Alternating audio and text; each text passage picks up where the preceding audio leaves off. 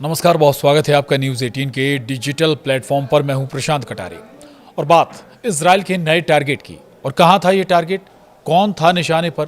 क्या Hassan Nasrallah का दाहिना हाथ मारा गया? क्या इजरायली हमले में मिशन पूरा हो गया? अगर हां, तो फिर आगे की जंगी संभावनाएं क्या होंगी? इन तमाम पहलुओं पर करेंगे बात। तो इजराइल ने बेरूत में Hezbollah chief of staff Haytham Ali Tabatabai को निशाना बनाकर हमला किया, जिसमें एक की मौत और 21 लोग घायल हुए। लेबनान के राष्ट्रपति जोसेफ ऑन ने एक बयान में हमले की निंदा की और इजराइल पर युद्ध विराम समझौते को लागू करने से इनकार करने का आरोप लगाया। इजराइल ने लेबनान की राजधानी बेरूत पर जून के बाद पहली बार रविवार को हमला किया और हिजबुल्लाह प्रमुख को निशाना बनाया। उसने ईरान समर्थित चरमपंथी समूह को दोबारा हथियार ना जुटाने और पुनर्निर्माण ना करने की चेतावनी दी। यह हमला इजराइल हिजबुल्लाह युद्ध के समाप्त होने के लगभग एक साल बाद किया गया, जिससे व्यापक संघर्ष शुरू होने की आशंका पैदा हो गई है। इजराइल ने यह कार्रवाई कैथोलिक ईसाई धर्म के शीर्ष नेता पोप लियो 14वें के लेबनान दौरे से कुछ दिन पहले की है। आपको बता दें, इजराइल के रक्षा मंत्री इजराइल कॉट्स ने एक बयान में कहा है कि हम उत्तरी इजराइल के निवासियों और इजराइल राज्य के लिए किसी भी खतरे को रोकने के लिए सख्ती से कार्रवाई करना जारी रखेंगे। सरकारी प्रवक्ता शोश बेड्रोसियन ने यह नहीं बताया कि क्या इजराइल ने हमले से पहले अमेरिका को सूचित किया था, इंफॉर्मेशन दी थी अमेरिका को या फिर नहीं। उन्होंने केवल इतना ही बताया कि इजराइल स्वतंत्र रूप से निर्णय लेता है। वहीं इजराइल के प्रधानमंत्री बेंजामिन नेतन्याहू ने कार्यालय की ओर से बयान में कहा है कि आईडीएफ ने बेरूत के दिल में ऑपरेशन चलाकर हिजबुल्लाह के चीफ ऑफ स्टाफ को टारगेट किया, जो संगठन की सैन्य क्षमता और हथियारों के निर्माण का प्रमुख था। सीएनएन को एक इजरायली सूत्र ने बताया कि इस हमले का मकसद हैथम अली ताबाई को खत्म करना था, जिन्हें हिजबुल्लाह में नंबर 2 की पोजीशन पर माना जाता है। सूत्र ने यह भी कहा कि बैटल डैमेज असेसमेंट जारी है और अभी ये साफ नहीं है कि ताबाई इस स्ट्राइक में मारा गया है या नहीं। यह भी जांच का विषय है।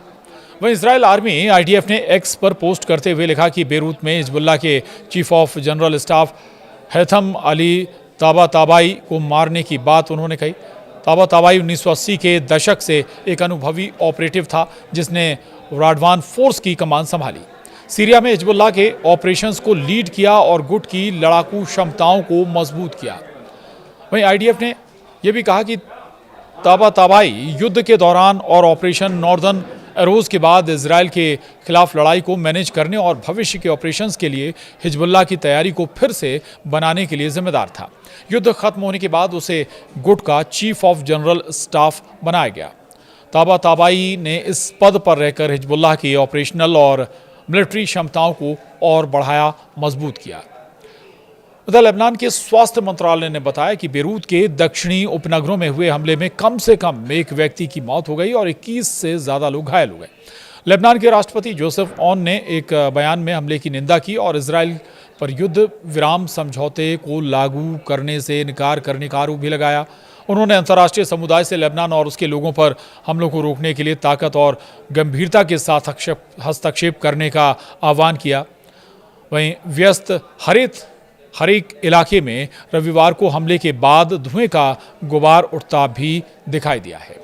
आपको बता दें कि महीनों बाद इजराइल का ये हमला है। तो इजराइल का लेबनान की राजधानी बेरूत पर यह हमला हिजबुल्लाह के साथ युद्ध विराम के करीब एक साल बाद किया गया है। इससे क्षेत्र में एक बार फिर से व्यापक संघर्ष शुरू होने की आशंका पैदा हो गई है। इजराइल के रक्षा मंत्री कॉट्स ने कहा कि हम उत्तरी इजराइल के निवासियों पर किसी भी खतरे को रोकने के लिए कार्रवाई करना लगातार जारी रखेंगे। लेबनान के राष्ट्रपति जोसेफ ऑन ने हमले की निंदा करते हुए इजराइल पर युद्ध विराम समझौते को तोड़ने का आरोप लगाया। अंतर्राष्ट्रीय समुदाय से भी वो अपील कर रहे हैं कि रोका जाए। वो ये भी कहते हैं दुनिया को इजराइल पर सीज फायर का सम्मान करने के लिए दबाव डालना चाहिए। और ये ज़रूर इतना साफ है कि इजराइल के निशाने पर एक साल बाद अब लेबनान फिर आ गया। लेबनान की राजधानी बेरूत पर इजराइल का ये हमला एक बार फिर से तमाम तरह की आशंकाओं को जन्म देता है। एक बार फिर से संघर्ष शुरू हो सकता है, क्योंकि एक साल तक लगभग विराम या युद्ध विराम रहा है, शांति रही है, लेकिन एक बार ये फिर से शांति टूट गई। अब देखना होगा कि लेबनान की तरफ से या उसके जो सपोर्टिव देश हैं वो क्या कदम उठाते हैं, कैसे रिटेलिएट करते हैं, कैसे जवाब देते हैं इजराइल के लिए, और अगर कोई जवाब दिया जाता है तो फिर उस पर इजराइल कैसे रिएक्ट करता है, ये देखना वाकई दिलचस्प होगा। नमस्कार।